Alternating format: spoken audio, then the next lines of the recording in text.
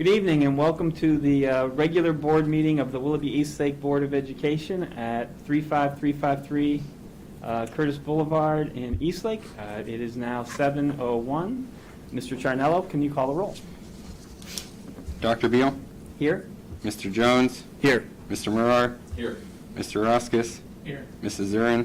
Here. We have a quorum. Thank you, Mr. Charnello.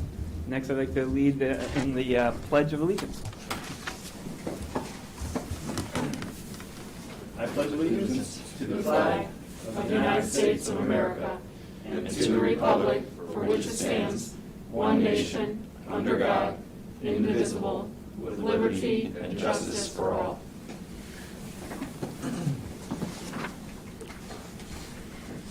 Okay, so next on the agenda is a resolution for the board to carry out board meetings via electronic means during the COVID-19 state of emergency. I believe this is because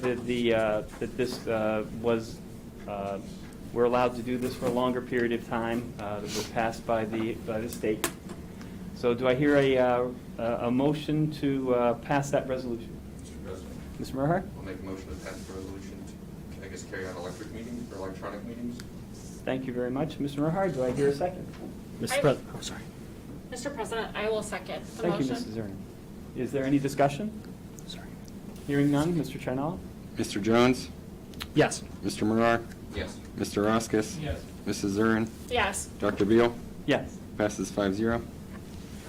Next on the agenda is public comment. Mr. McKinney, do we have any public comment for this evening? No, we do not. Thank you very much. Next on the agenda is the appointment of the president pro tempore to lead the meeting until we elect a new president at our organizational meeting next month. Do I hear a motion to appoint a president pro tempore? Mr. President, Yes, Mrs. I make the motion to appoint Dr. Tom Beal as the president pro tem for the next board meeting. Thank you, Mrs. Zern. Do I hear a second? Mr. President, Mr. Jones? I'd like to second that motion, please. Thank you. Do I hear any discussion? Hearing none, Mr. Charnell? Mr. Jones? Yes. Mr. Murar? Yes. Mr. Roskis? Yes. Mrs. Zurin? Yes. Dr. Beal? Yes. Passes 5-0. Thank you. Next is the approval of the minutes for November 9th of 2020. Do I hear a motion? Mr. Mr. President, I will make a motion to approve the minutes of November 9th. Thank you, Mr. Roskis. Do I hear a second? Mr. President, Mr. Jones? I'd like to second that motion. Thank you, Mr. Jones. Is there any discussion? Mr. Charnello? Mr. Jones? Yes. Mr. Murar? Yes. Mr. Roskis? Yes. Mrs. Zurin? Yes. Dr. Beal? Yes. Passes 5-0. Item 3 is the approval of the minutes of November 19th, 2020. Do I hear a motion to approve those minutes? Mr. President, Yes, Mr. Jones. I motion to approve item 3B, approval of minutes of November 19th, 2020. Thank you, Mr. Jones. Do I hear a second? Mr. Murhart? I will second the motion. Thank you, Mr. Murhart. Is there any discussion? Mr. Charnella? Mr. Jones? Yes. Mr. Murar? Yes. Mr. Roskis? Yes. Mrs. Zurin? Yes. Dr. Beal? Yes. Passes 5-0. Item 4 on the agenda is the treasurer's report. Mr. Charnella? In letter 4A, you will find the November financial statements. The graph will show you on the first page will show you that the cash balances are staying true to where we believe that they would be. So I still believe that we are in a good position in January to ask for an early advance from the county auditor's office to make payroll. So we should be fine. I know that's been a concern, Yeah. but I think we'll be okay. Great. Letter 4B, this is a resolution accepting amounts and rates from the county auditor's office. These are tax rates established by the county auditor for levy purposes. This is an annual item. And this does require a separate vote. So do I hear a motion to approve item 4B, resolution accepting amounts and rates? Mr. President, Yes, I'll make a Mr. motion to approve item 4B, resolution accepting amounts and rates. Thank you, Mr. Roskis. Do I hear a second? Mr. President, Mrs. Zern? I will second the motion, please. Thank you, Mrs. Zern. Is there any discussion? Hearing none, Mr. Trinolog? Mr. Jones? Yes. Mr. Murr? Yes. Mr. Roskis? Yes. Mrs. Zern? Yes. Dr. Beal? Yes. Passes 5-0. Mr. Trinolog? 4C, bank account with Huntington. This was a bank account for our cops, capitalized interest account. We did refund that account earlier in the beginning of 2020. The account was kept open with a couple cents in it, and we found it, and we're closing it. So it's just a formality. Thank you. Letter 4D, purchase orders and blanket certificates. The first purchase order for Wolters Kluwer, that's for nursing books. Cintas Corporation, that's for cleaning, district cleaning and sanitizing products. Mayfield City Schools, that is tuition for students attending their Excel Tech programs. And Cornerstone Christian Academy, that is our non-public that receives some of our CARES Act funding. There was discrepancies back and forth on how non-publics were awarded funds, and ODE finally came to a ruling, and they said any expenses going backwards could be reimbursed. So that's why they submitted documentation to us, and we are reimbursing those expenses because of the delayed ruling on how they would qualify for funding. And then blanket certificates of $50,000 or more, there are two, one for Peterman. This is for the second half of the school year, and then the Compass Group USA, that is for the second half of the school year for food service. And Mr. Charnello, just for edification for all, we're paying Mayfield for an Excel, for our student attending one of their Excel Tech programs. For example, when a Mayfield student or a Solon student attends ours, we bill them, and that's how the whole consortium is funded. Yes. Thank you.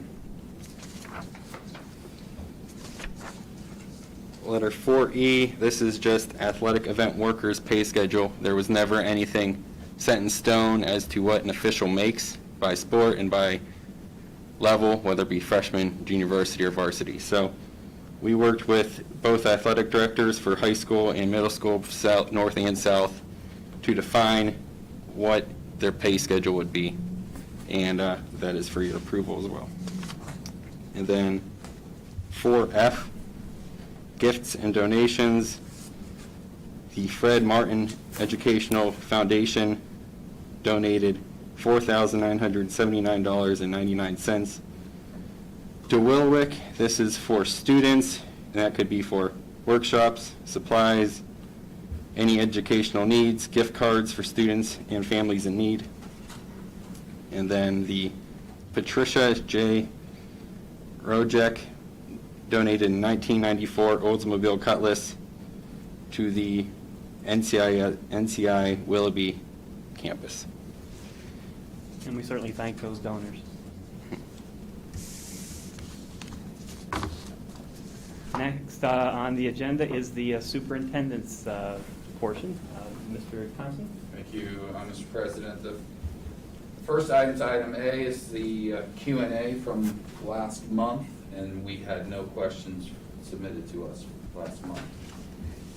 And as we move forward, certainly since March to what we're currently experiencing is unique for all public schools and private schools for that matter. But we still are doing our best to track our goals and continue to perform as best that we can and improve student achievement. So I have a video. Unfortunately, they can't be here to present, but with the help of Mr. McKinney and a few others, we were able to put together a video going through departments reporting out to the board. It's about a 38-minute video.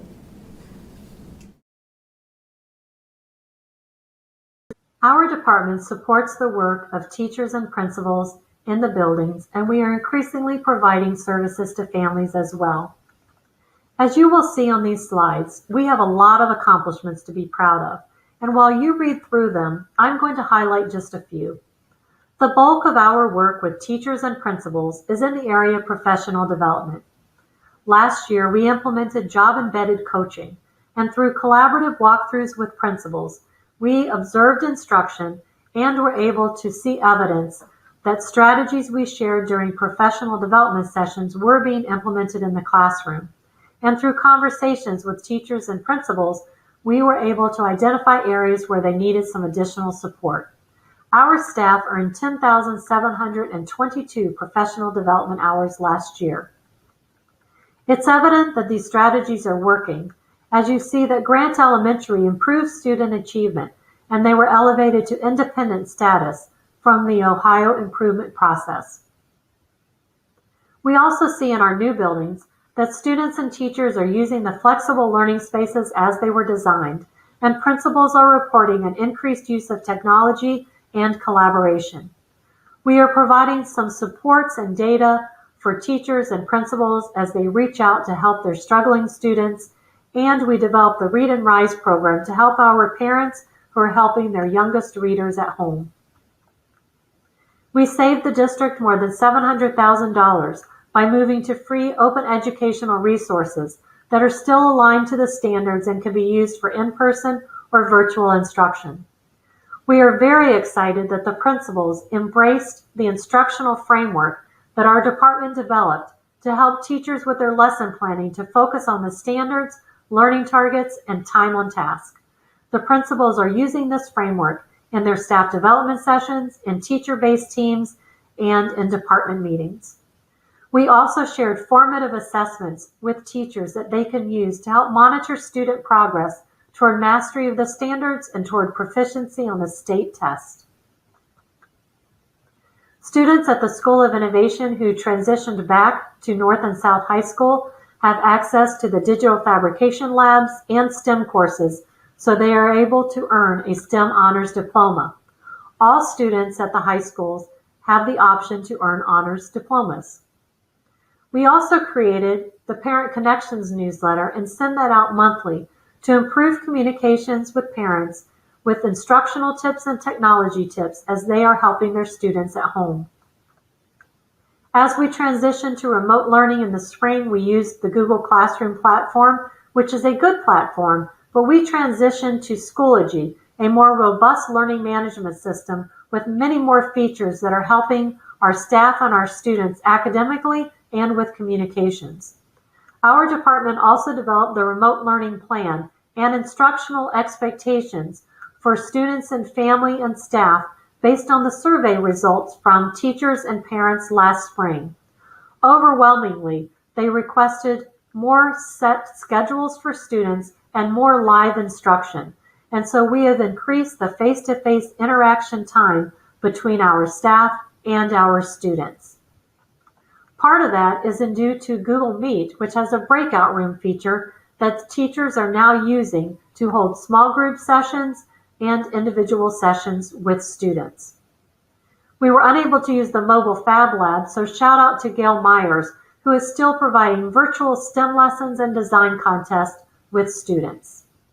We have also provided a lot of technical support through computer services and our department for students, teachers, and families during remote learning. Even though we did not have state testing last spring, we had seen an improvement in student achievement during the past few years. As we look at the third grade ELA scores from 18 to 19, we saw an increase in proficient scores in 5 out of 6 buildings and an increase in the overall district proficiency rate. We also saw improved proficiency rates in ELA in 4 out of 8 grade levels and in 5 out of 8 grade levels in mathematics.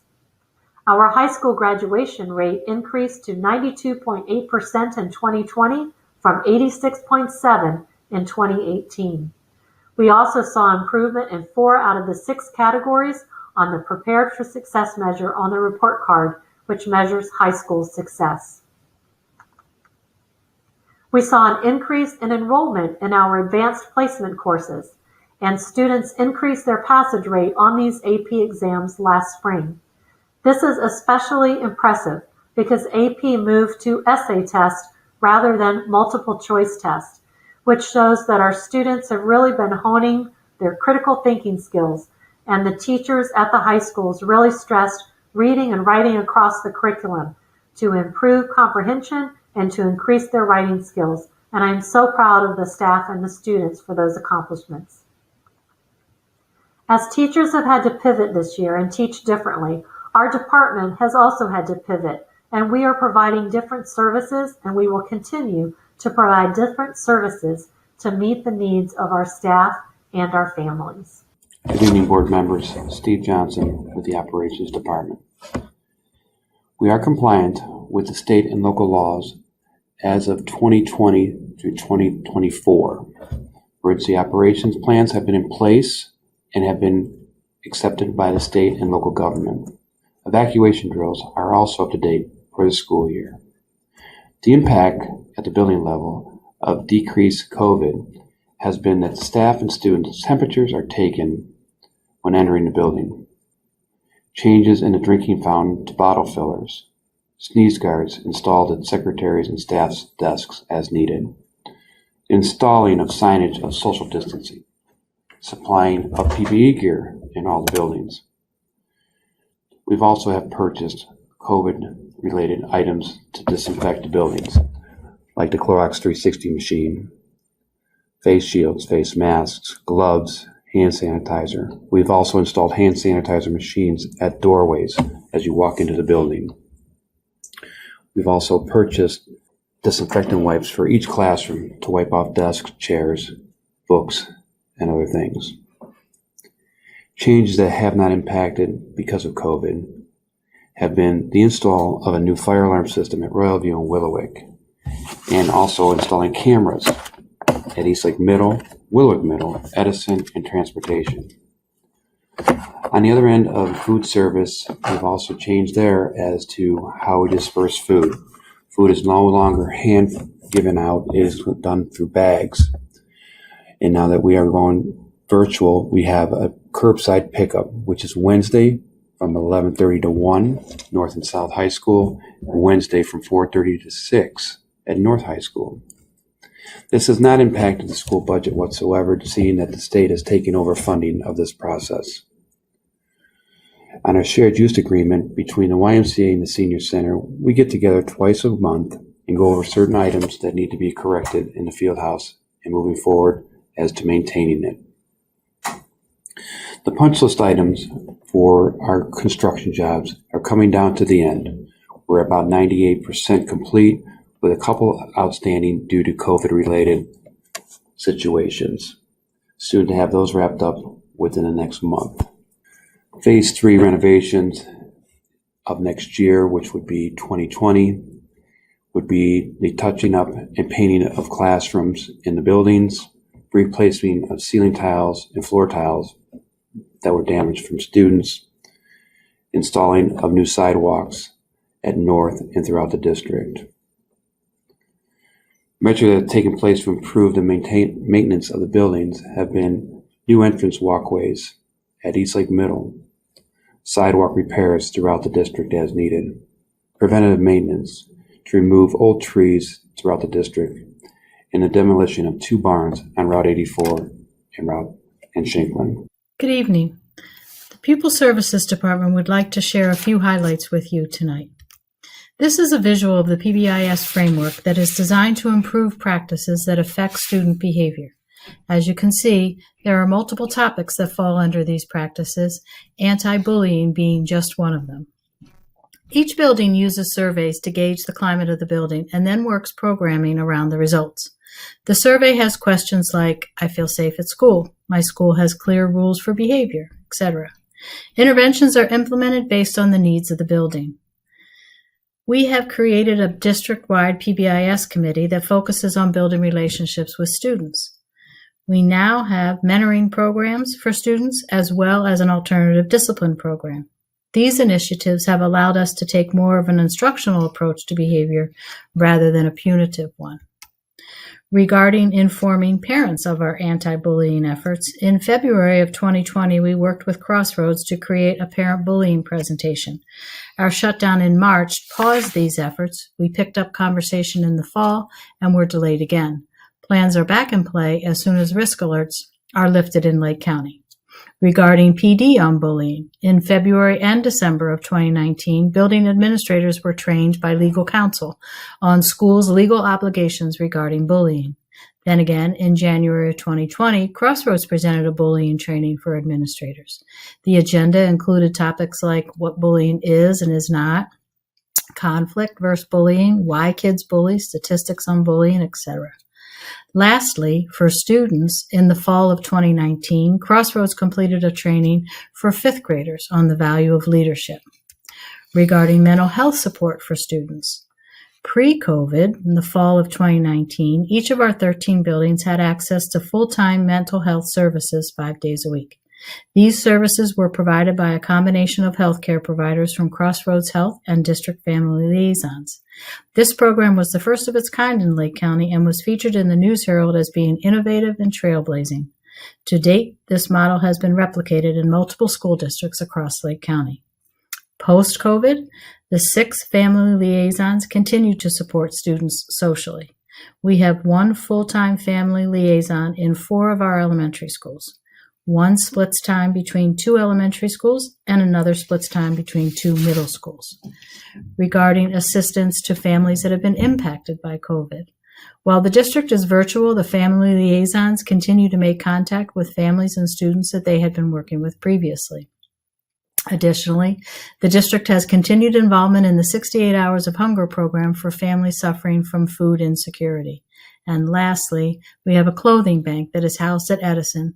The clothes are donated by district staff and shared with students and families that present a need. Regarding the changes in special education during these trying times, during the transition, IEP teams met with the parents of every child that's on an IEP to discuss this new platform. The team brainstormed together how the IEP goals would be met, what instruction would look like virtually, and how progress would be measured. Of course, all goals needed to remain intact, but how we met the goals became the innovative part of the discussion.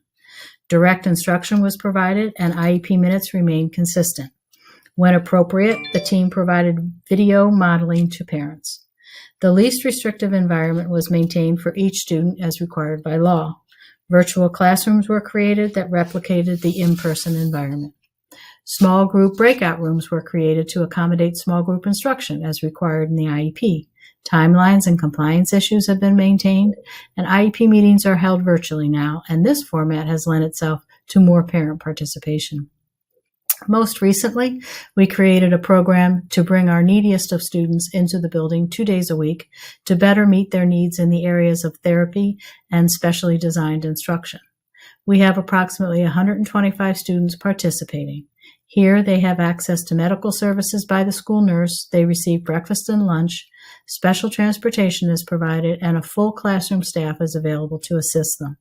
This program has been put on pause until the county resumes a level 3 risk alert. Thank you. Hello, my name is Patrick McKinney, and I am the Director of Technology for Willoughby-Eastlake City Schools. I'm going to spend the next couple of minutes going over how the District Technology Department has met a couple of the goals that the district has had over the last year. At the beginning of the pandemic, the district implemented a large number of technology that it was previously not using. Over the summer, we narrowed those technologies down and standardized on a few. Some of those you see on this screen here. I'm going to spend the next couple of slides going over some of these technologies that we implemented. Schoology is the main learning platform that we implemented over the summer. Gina Kevrin mentioned this earlier in her presentation. I'm going to go over some of the technical reasons why we chose it. It provides wider compatibility across platforms, ensuring that students can use multiple devices like tablets and computers to access their curriculum. Additionally, last school year, I had several teachers ask me to synchronize their Google Classroom grades with PowerSchool. This was not a capability of Google Classroom. However, it is a capability of PowerSchool. And finally, it makes the management of students in the learning platform much easier. We also chose Google Meet over Zoom. By choosing Google Meet, we ensured compatibility with the Chromebooks that over 3,800 students have borrowed throughout the school year. Additionally, Google Meet has constantly been updating their product over the past school year. You can see some of the features like breakout rooms and polling that have been added just since September. In the spring, when the pandemic hit, we distributed approximately 2,000 Chromebooks.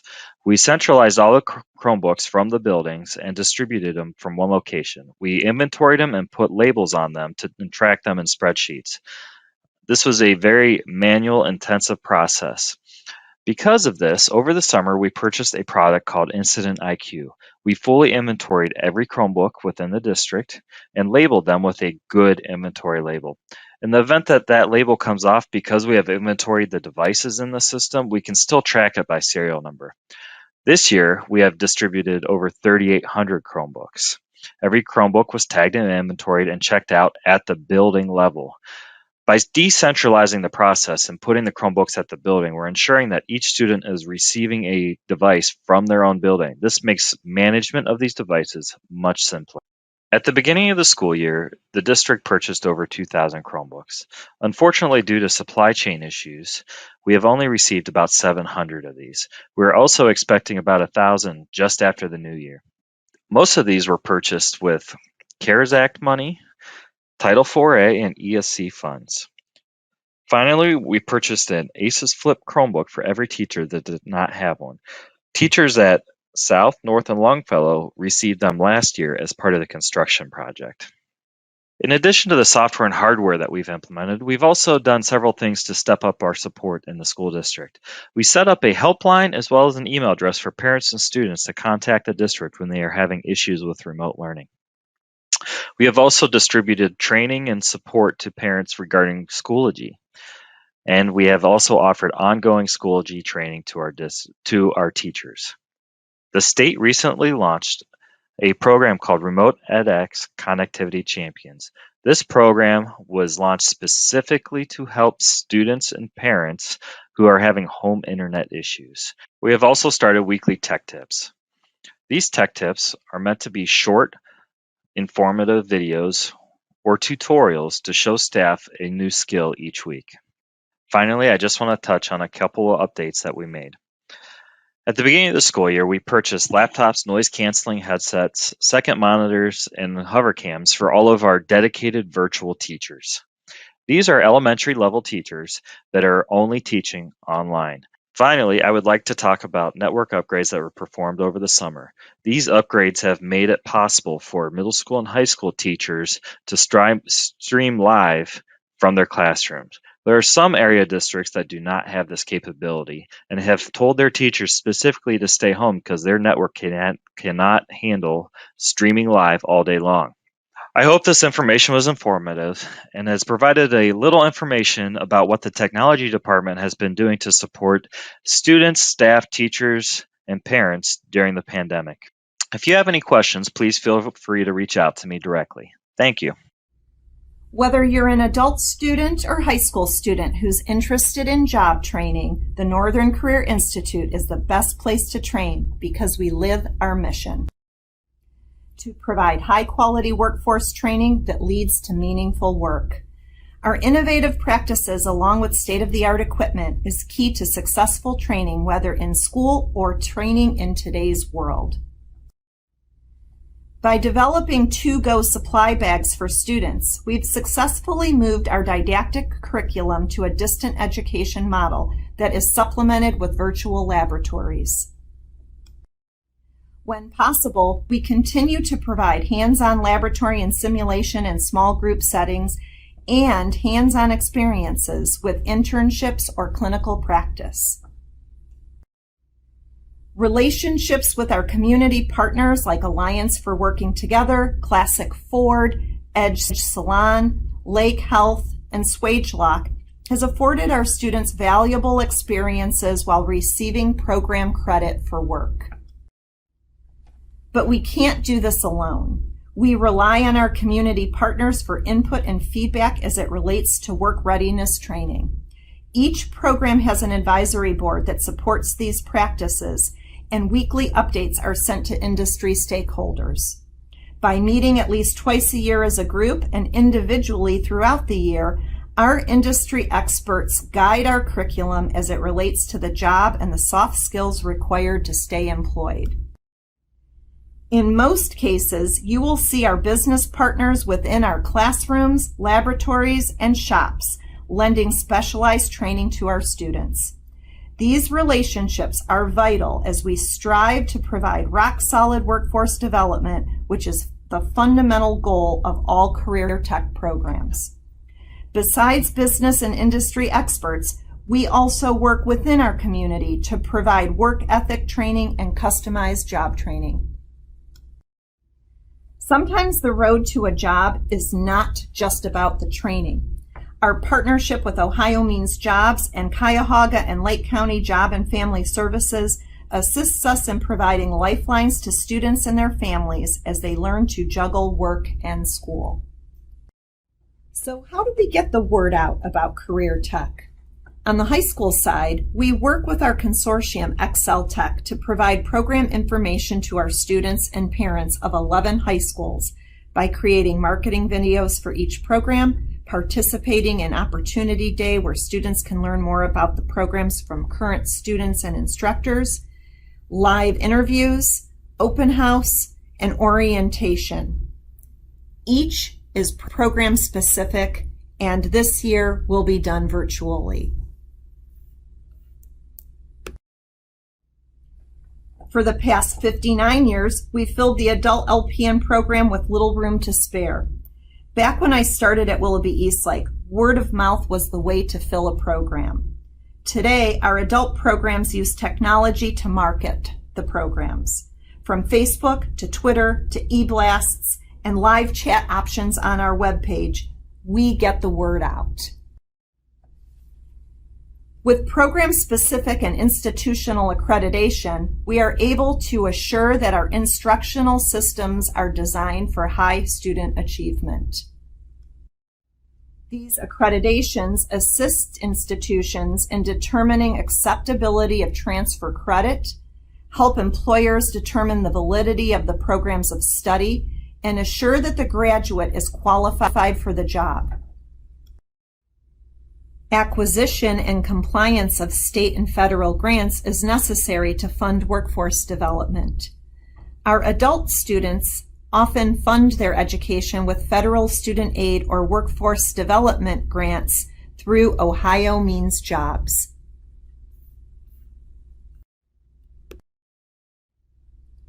It's easy to measure success when it comes to CTE. Today, almost all of our senior trade students, business students, and cosmetology students are thriving in internships. After completing all the vision and hearing screenings within our district, our high school health programs are continuing virtual clinical experiences this semester with a plan to return to patient clinicals and internships at the end of January. Despite the COVID-19 emergency, all graduate nursing students were granted the ability to apply for a temporary license by the Ohio Board of Nursing to help fill the gap with the nursing shortage and assist with the demand on our healthcare systems. Although some graduates still have not sat for their credentialing or licensure exams due to the delay in testing brought on by the pandemic, 100% of all students have received at least one credential, they have received valuable skill training, and are ready for work. Good evening to the Board of Education, Mr. Thompson and Mr. Charnello. I'm Chuck Murphy, and I'm going to report on the goals for the Human Resources Department. First off, we wanted to focus on the recruitment, selection, and development of district staff. In terms of recruitment and selection, one of our goals this year was to initiate screening through a video program that we purchased. A couple clear advantages to this. Number one, the candidates record their interviews and send it back to us through this program. It allows them to do the interview at their leisure. It allows us to review their answers at our leisure.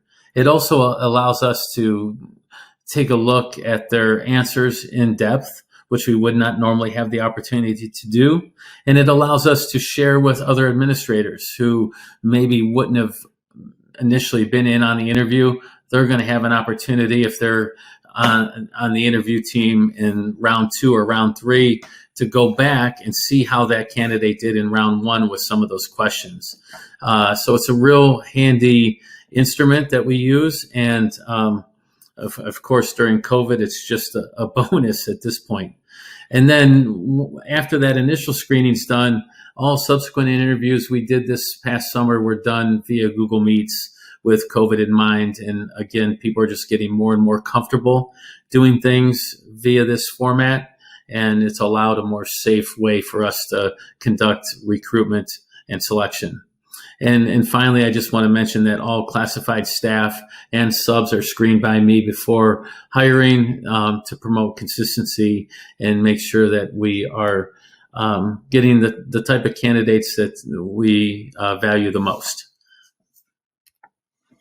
In terms of development of new staff, a couple things I want to highlight, and that's a new teacher orientation, which we do prior to the school year starting.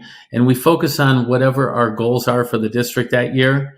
And we also highlight some of the most effective research-based instructional practices, many of which we have already done some professional development with our current staff on.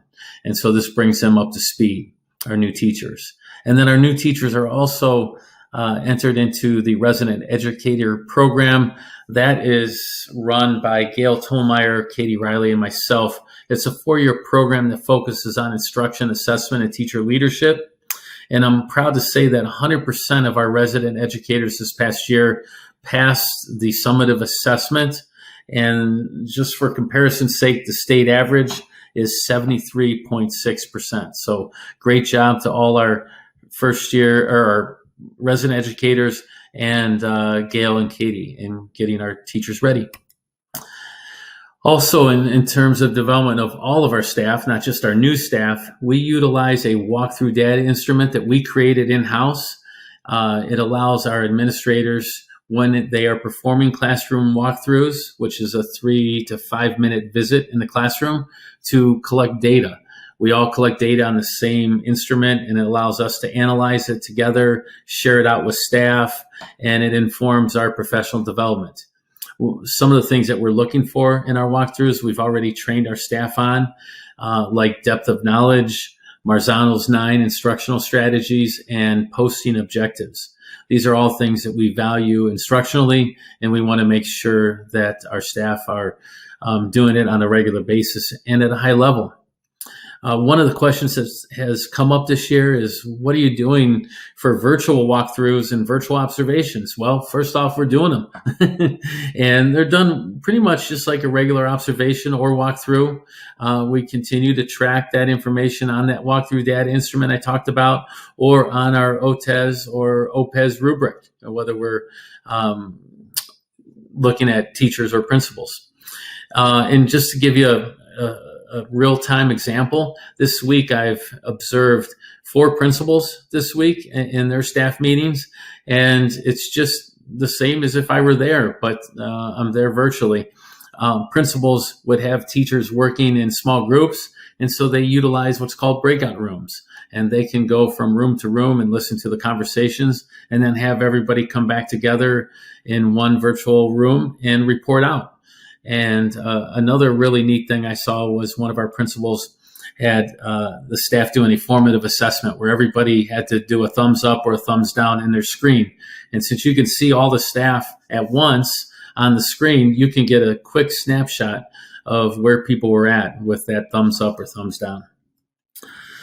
And I just want to for 1 second show you what this walkthrough data instrument looks like that we created. It's really just a spreadsheet, and this is actually the summary page. And the one thing I wanted to highlight, this is in real time. Right now, we have done 751 walkthroughs in our district, and so that's pretty remarkable. And it's a great way to get and give feedback about what's happening in the classroom. And we're doing that whether we are virtual or brick and mortar. And you can actually see at the end, 56% of our walkthroughs have been done in virtual classrooms and 44% have been done in the brick and mortar classroom. But everything gets added up, tallied, averaged, and we have good data on everything that's going on in the classroom. All right, let's get back to the presentation here. Well, and the last thing that we've spent some time with staff on is racial and social equity. This started last year. We brought in Coaching Excellence to do some cultural sensitivity training. They were at Grant, Edison, Willoughby Middle, and Willowick Middle during our professional development days for a day of training at each school. And then they came in to start the year this year for a partial day training with the entire district.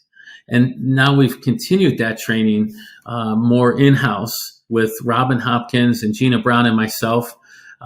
We've done training at every principals meeting this year at our monthly meetings. And the principals are able to use what we've done that month back with their staff and train their staff. So it's kind of a train the trainer model. So we're very lucky to have Robin and Gina Brown to help us out in this area. They're very knowledgeable, and it's going really well. So that's what's happening in human resources. Have a great night. Hello, everyone. My name is Ken Adams. I'm the Facilities and Transportation Manager here at the Willoughby-Eastlake Schools. I want to discuss some of the innovations we have put in place since the pandemic had started back in February. We have now scheduled regular meetings with the plant supervisors. The purpose of these meetings are to bring everyone up to speed and to explain our expectations during this pandemic. We have also scheduled additional professional development days for the staff with our suppliers to bring the latest strategies on cleaning disinfectant procedures. We discussed the availability of personal protection equipment, the cleaning disinfectant materials, and stressed the importance to implement our safety measures in our buildings. We are able to work with our suppliers to acquire the Clorox 360 equipment, disinfecting machines for all of our buildings, and for other types of sprayers to combat the virus. We have also hired 8 additional Class 1 custodians during this time. Their priority is to make sure the buildings are disinfected and clean each day. They also fill in for other staff members when needed, which helps tremendously. The changes in transportations and protocol, the bus driver temperatures are checked every morning before they start work. Each bus driver has hand sanitizer and extra face mask on board. The students are social distance on buses when possible with assigned seating that will assist in contact tracing if needed.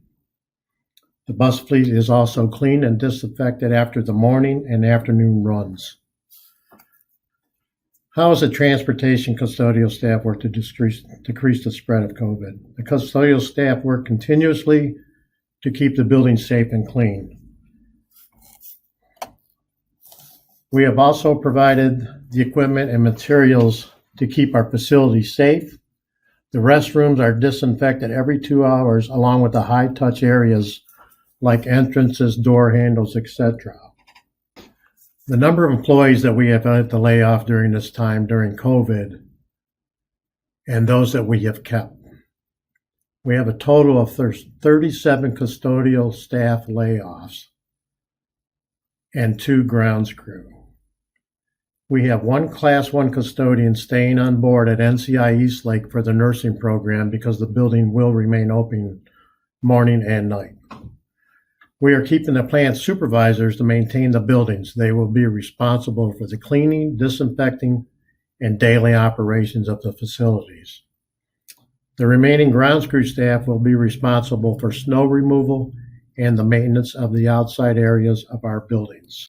Hello, my name is Nicholas Charnello. I am the Treasurer and Chief Financial Officer of the Willoughby-Eastlake City School District, and I will be presenting a financial overview for the schools. First of all, I would like to thank all of the community for their support on Issue 1 on the April 2020 ballot. This allowed us to stabilize our cash balances and prevent any further reductions. The financial impact related to COVID-19 is as follows. We did receive an additional income in the tune of about $1.35 million from CARES Act and coronavirus relief funds. These went towards expenses that would not have been incurred in a normal school year. What I mean by that is we had to hire additional custodians, additional sanitizing sprays. We bought more computers in terms of trying to assist with students that were going remote or in case we had to go full remote. So we incurred a lot of expenses that we normally would not have incurred, and thus, while we received that money, it went towards coronavirus relief efforts. In terms of reductions, we did recognize a $1.66 million reduction in May of 2020, so that was fiscal year 20, and another $1.66 million in fiscal year 21, for a total reduction from the state of Ohio of $3.328 million. We have also seen property tax delinquencies of about $1 million for a net loss of approximately $4 million. Some of the cost savings measures that the school district has implemented outside of cuts to individual buildings, departments, and to the district as a whole due to the November 2019 levy failure are equal level, which will allow our supplies type purchases to automatically be compared against all vendors that the school district is currently using to ensure the best price. This will allow us to get more for our money, which will help the individual buildings as we have reduced their budgets. We expect that to go live very soon in those individual buildings. In terms of cost reviews, we are continuously reviewing the current contracts in place to ensure we are receiving quality service at a low cost. We have made some changes as a result of this.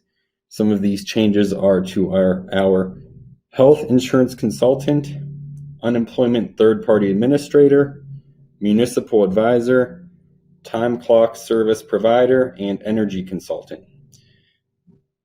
Now, speaking of energy consultant, we are also shopping out our utility rates to ensure that we reduce the amount we are paying for electric and gas services.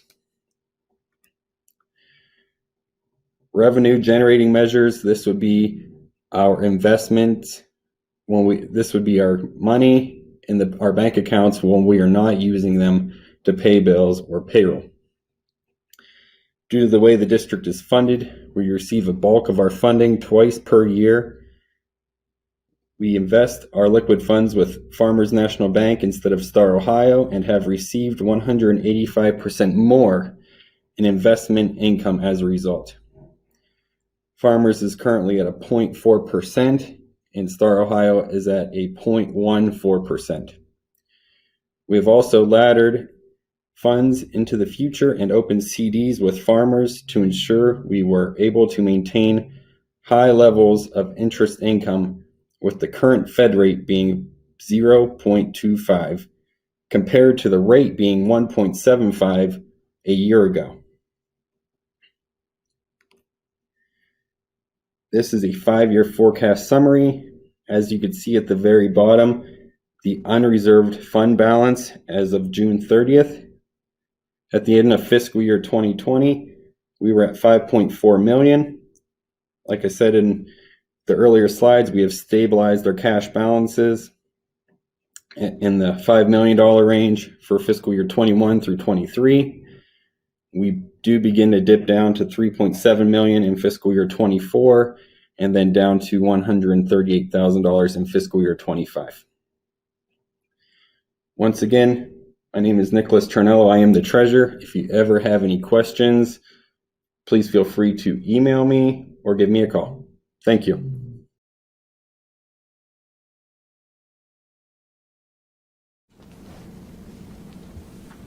So that was an overview from our staff on a variety of goals. I want to also mention to you that I understand probably difficult for you to visualize what does a remote class actually look like. Well, you're going to get the opportunity to see that in February. So some teachers will come in and give actual demonstrations of what students see, and I expect that to be pretty insightful moving forward. Also, small note, but important, is I believe it was put up yesterday, a new sign at Eastlake Middle School. I don't know if you noticed, there was some camera coverage or media coverage a month or so ago that highlighted that sign, and I think most would admit that sign was not the image that we wanted to project for our district, so we have replaced that sign. So that should be up today. In terms of, I wanted to cover, you have a notebook that I'd like to just quickly walk you through. There are two tabs to that notebook. The first tab gives you information on what the standards are, the superintendent standards are, and there is supporting documentation to the video that was made by those members of cabinet. That's also included behind tab 1. You'll find additional information regarding work that has been done throughout the calendar year, and then a few additional months that was not covered in the video, and each of those are broken down by standard. So what that will allow you to do is all this information that I'm sure feels like information overload, synthesize that in one document that you can review at your leisure, and you know what particular area or standard those efforts were addressing. The second tab, you'll find each goal that we had moving into this year, the criteria for each goal, and you'll find an explanation of what occurred in each area as it relates to that goal. Some of the goals were more difficult to measure than others, and some more impacted by COVID than others. At the back of the notebook, you'll find a copy of the goals if you don't have them handy for the 1920 school year, and then some recommendations potentially moving forward for the 21-22 school year, which will be upon us sooner than we all know. But if you turn to the second tab, and I won't read all these in depth, but I'll just kind of walk you through those. We had an academic goal across our district to improve in at least 10 academically measured areas. So that was how we were trying to ascertain, are we moving forward academically, or are we not moving forward academically? And our financial information, we know that we are battling to maintain solvency as long as we possibly can, and delaying the inevitable ask for increased taxes, and we can go into why that is. But for those of you that are wondering, if you've heard this, Google House Bill 920, and that is the first piece in understanding why school districts do what school districts do. The third goal was a facilities goal, wrapping up those new construction and finishing that off. The facilities under phase 3, we hope to have those finished by this past summer, and then move into phase 3. And you saw Steve Johnson highlight some of the things that we're doing, but the funds that we were originally hoping would be remaining funds from our construction project, we are on budget. We were just hoping to be under budget, and that didn't occur. So the funding that we were hoping to be able to push into phase 3 is limited. Culture is a big issue, I think, for all folks in any school district. Anti-bullying and conflict resolution, and you heard that talked about through PBIS. And I did want to bring to your attention, and it's in your notebook towards the end too, but in 2019 PBIS award-winning schools for Willoughby-Eastlake, Edison received a bronze medal, Grant Elementary, silver. Longfellow, silver. Royal View, bronze. Thomas Jefferson, bronze. Eastlake Middle, bronze. And Willoughby Middle, bronze. So once again, we have some lesson restrictions on COVID. You'll see the state come in and make those presentations to those school buildings at a board meeting when we can appropriately schedule that. I do also want to give a shout out to, well, really the entire cabinet. I think you get a sense from hearing that presentation of just how much work they do every single day, and of course filtering down all through our entire staff. There's a lot of things that, moving parts that go into effectively moving a district forward, but in terms of the racial equity, Robin Hopkins, Gina Brown, and Chuck Murphy have done a lot of work in leading that initiative. And then the other goal we had was to have a new strategic plan ready, and then COVID hit. And quite frankly, our strategic plan for about, I don't know, the last 7 or 8 months, 9 months has been figure out a way to get through a pandemic. And that's been the majority of our focus.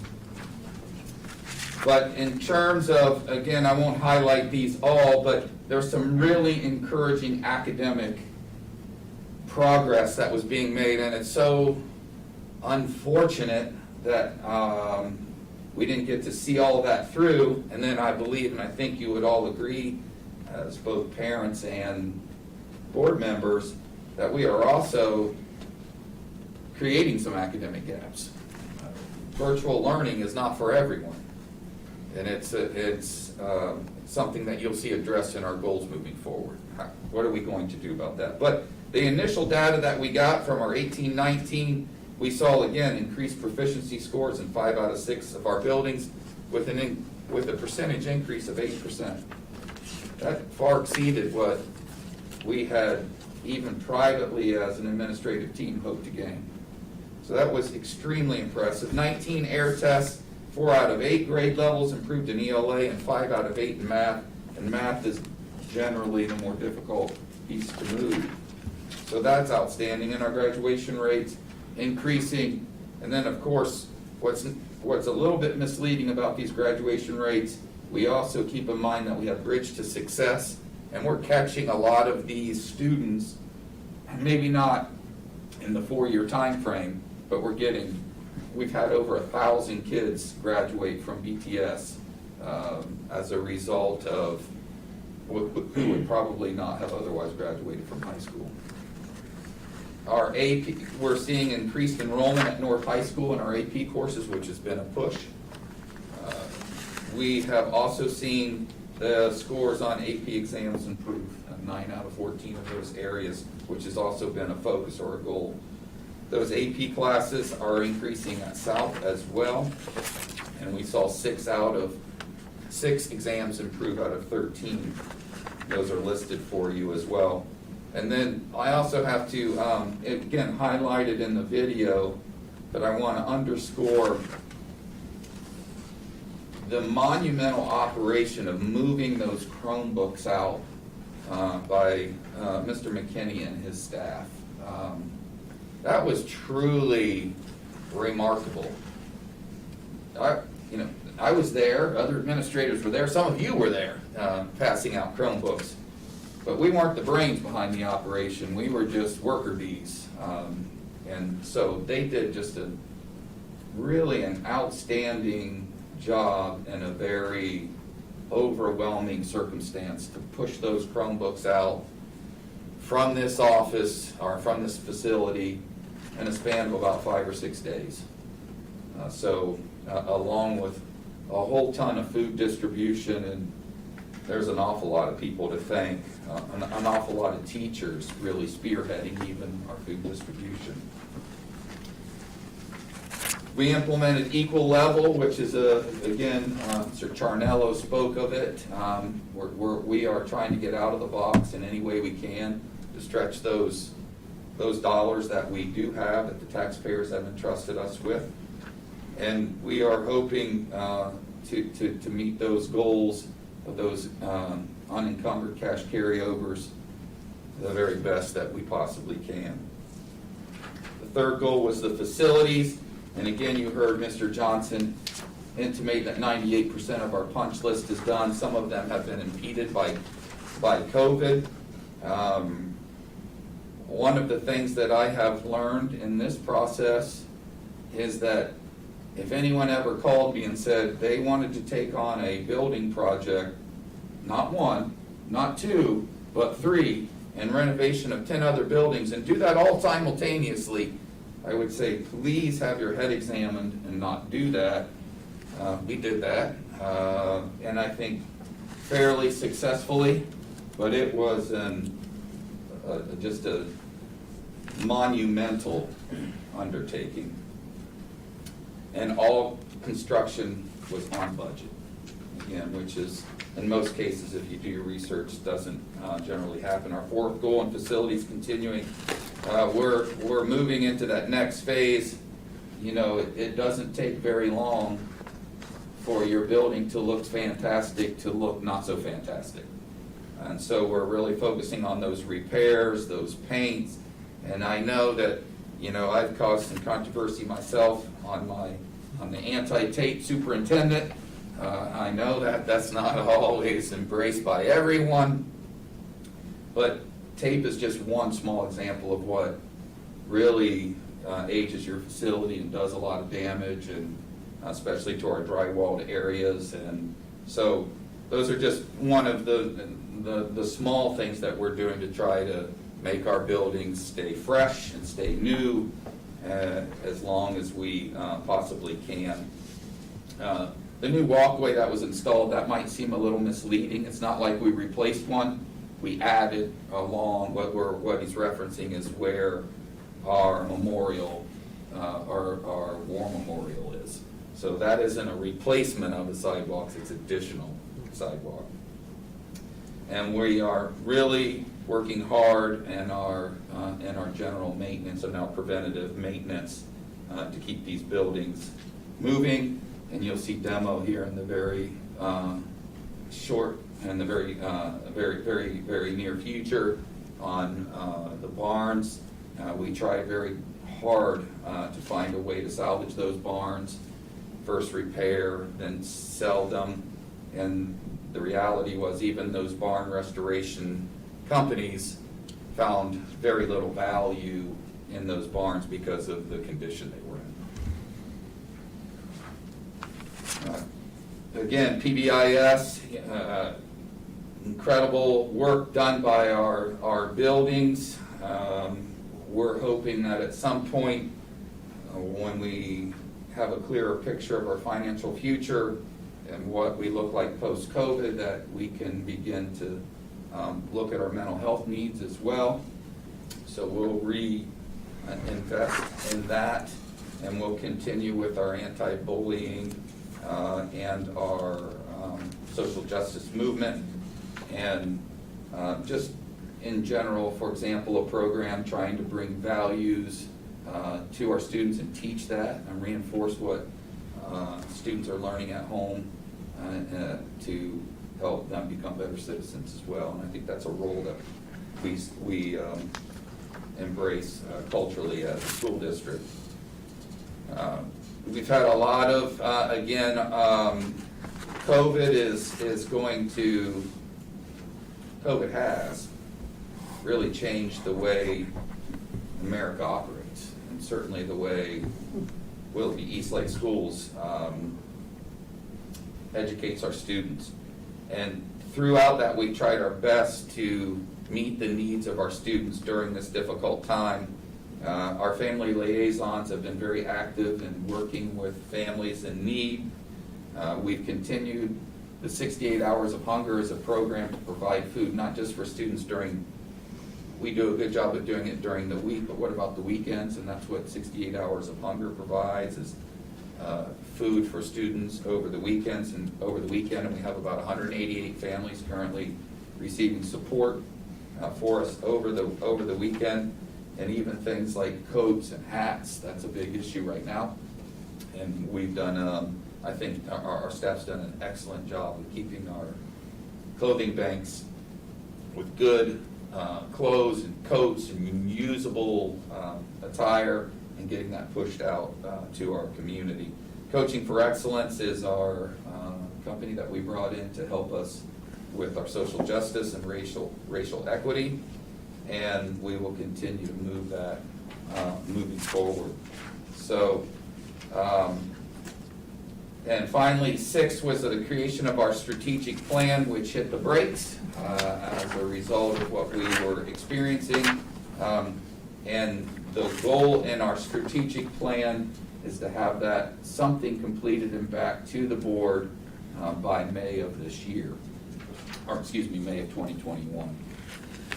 So when we look at just some ideas, obviously the school board will ultimately make these decisions, but these are just some recommendations, would be to complete that strategic plan by May of 2021.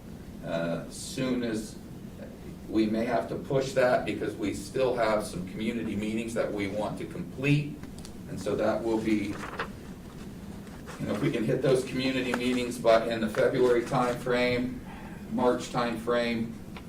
If we can't, that'll bounce things back, but I'll keep you up to date. One of the silver linings, I think, of the pandemic has been that while online education isn't for everyone, online education is for some students, whether there was a pandemic or not. So what you will see is a proposal to continue online education as an option for our parents moving forward. Under facilities, obviously we need to remain in compliance with all those drills, and then a real focus on moving back into, when I say safety protocols, not just pandemic protocols, but student safety. The variety of things that could potentially occur in a building. So getting back to that. And cultural, I think, our anti-bullying and our social justice training need to continue moving forward.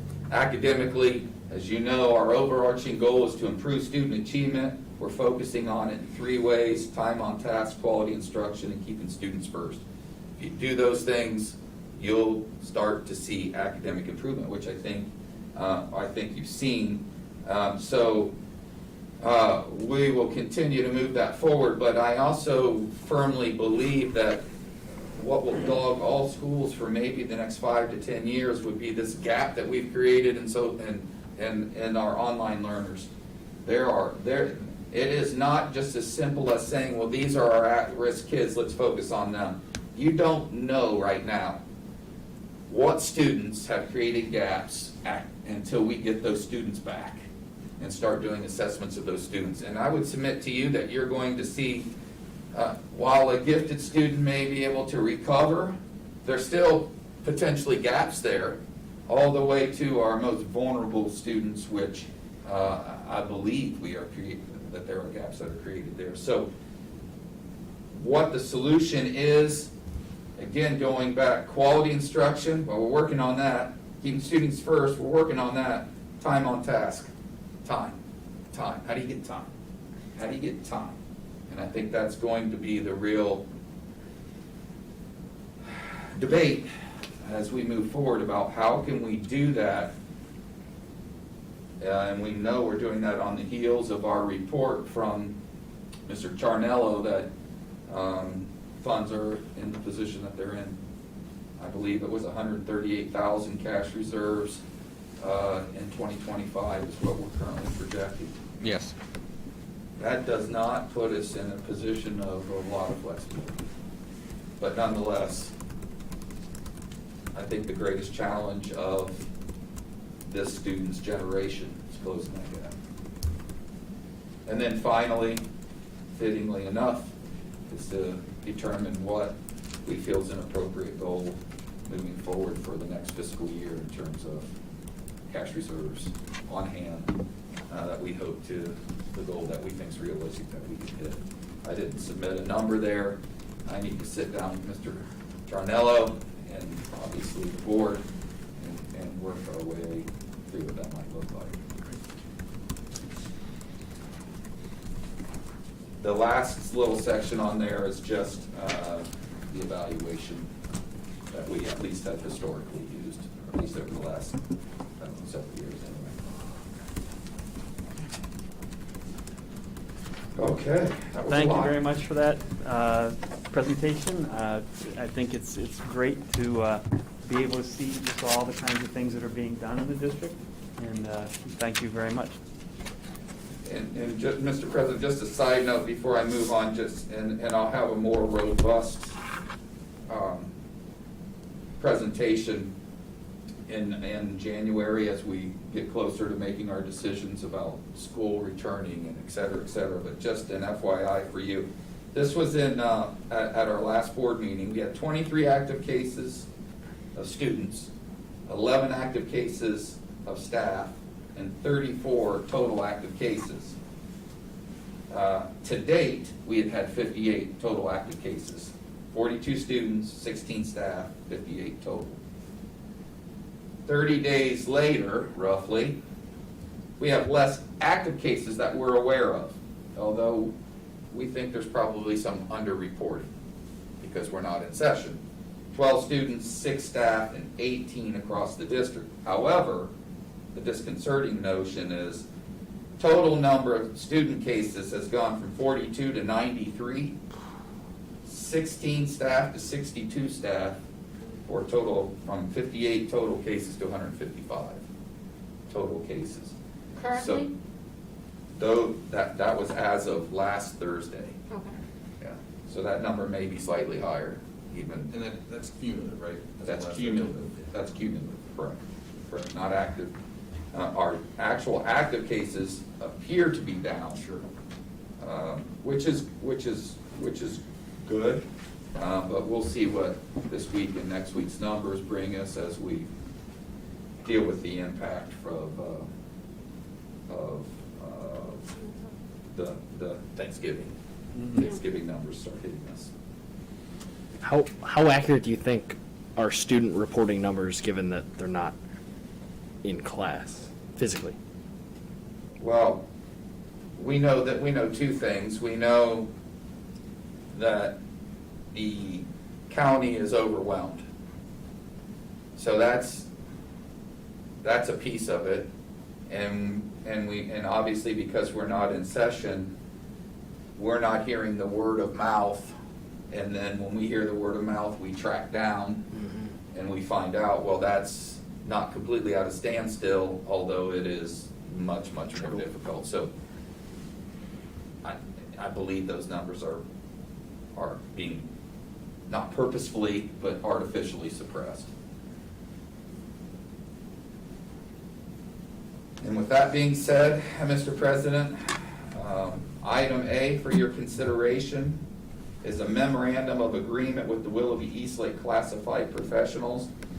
This is for payment for accrued vacation and overtime due to the layoffs. And that does require a separate vote. So item 6A, do I hear a motion to approve the item 6A memorandum of agreement with the Willoughby-Eastlake classified professionals? Mr. Merhar? I'll make a motion to approve resolution 6A. Thank you, Mr. Merhar. Do I hear a second? Mr. President, Mr. Jones? I second that motion. Thank you, Mr. Jones. Do we have any discussion? Hearing none, Mr. Trinello? Mr. Jones? Yes. Mr. Murrar? Yes. Mr. Roskis? Yes. Mrs. Zurin? Yes. Dr. Beal? Yes. Motion carries 5-0.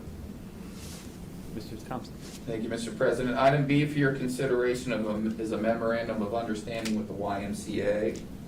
Essentially, the YMCA is running our after-school programming, before and after school, and and they pay rent. But it is essentially predicated on a profit-sharing concept. And obviously, they're not making any money. Yep. So it was an agreement, and thank you, Mr. Charnello, for working through the details on getting that memorandum together. Mr. Bennett and I had a conversation, and it certainly seems that we needed to strike a fair agreement with the YMCA. based on the intent of our agreement. Thank you. Is there a motion to approve item 6B, memorandum of understanding with the YMCA? Mr. President, Ms. Zern? I make the motion to approve item 6B, memorandum of understanding with the YMCA. Thank you, Mrs. Zern. Do I hear a second? Mr. President, I will second that motion. Thank you, Mr. Raskus. Is there any discussion? Hearing none, Mr. Charnall? Mr. Jones? Yes. Mr. Murrar? Yes. Mr. Ruskus? Yes. Mrs. Zern? Yes. Dr. Beal? Yes. Motion carries 5-0. Mr. Tuck?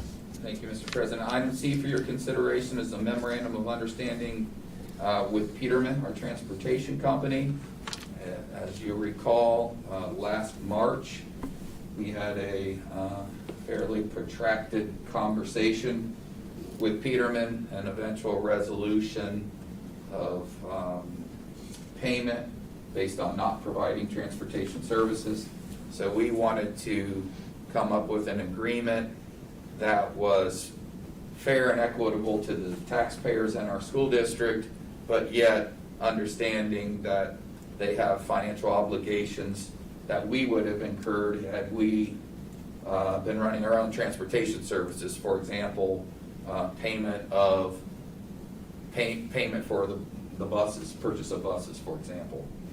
So what you see is an agreement between the district and Peterman. It substantially reduces our obligation to Peterman while they are not providing transportation.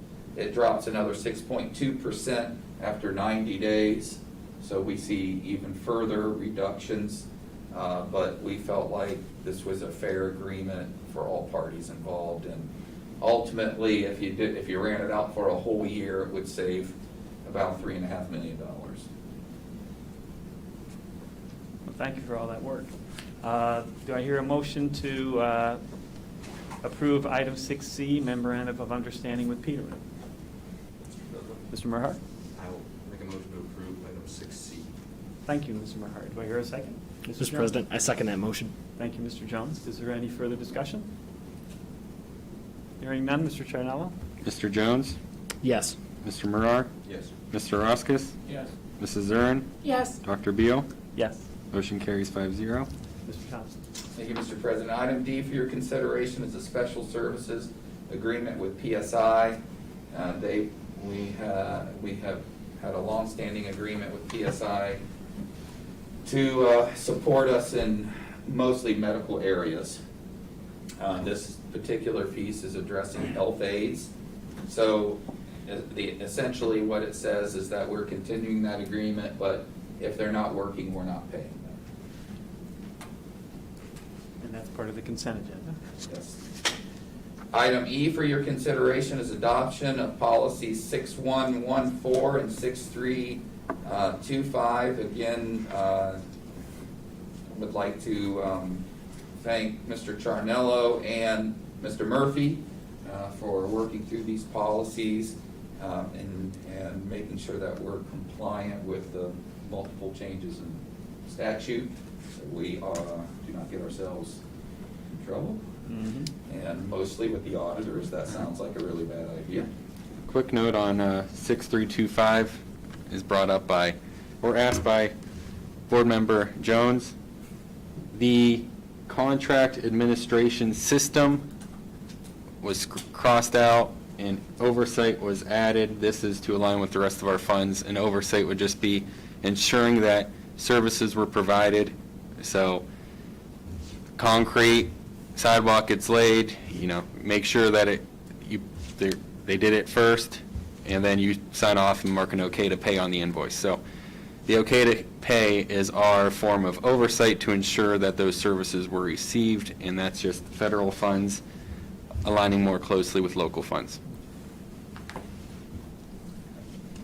And those are for adoption. Not that this would be the second reading. Item F for your consideration is the personnel agenda.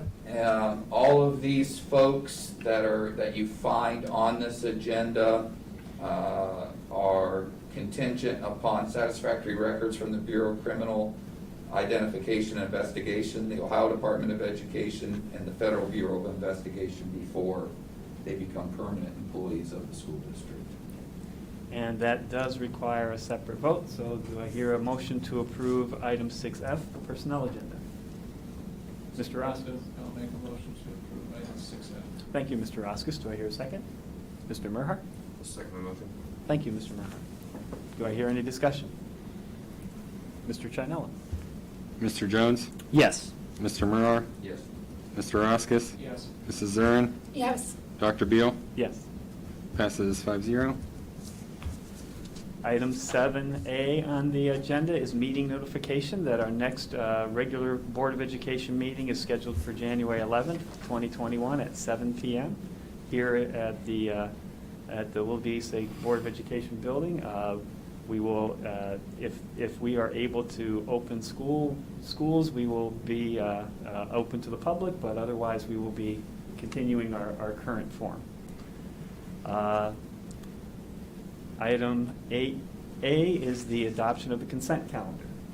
So do I hear a motion, Mr. Merhart? Mr. President, I'll make a motion to adopt the consent calendar. Thank you, Mr. Merhart. Do I hear a second? Mr. President, Mr. Jones? I second that motion. Thank you, Mr. Jones. Is there any discussion? Mr. Charnello? Mr. Jones? Yes. Mr. Murr? Yes. Mr. Roskis? Yes. Mrs. Zurin? Yes. Dr. Beal? Yes. Passes 5-0. And lastly, do I hear a motion to adjourn? Mr. Merhart? Make a motion to adjourn. Thank you, Mr. Merhart. Do I hear a second? Mr. Roskis? Mr. President, I will second it. Thank you, Mr. Roskis. Is there any discussion? Mr. Charlano? Mr. Jones? Yes. Mr. Murr? Yes. Mr. Roskis? Yes. Mrs. Zurin? Yes. Dr. Beal? Yes. We are adjourned at 8:22 p.m. Thank you very much.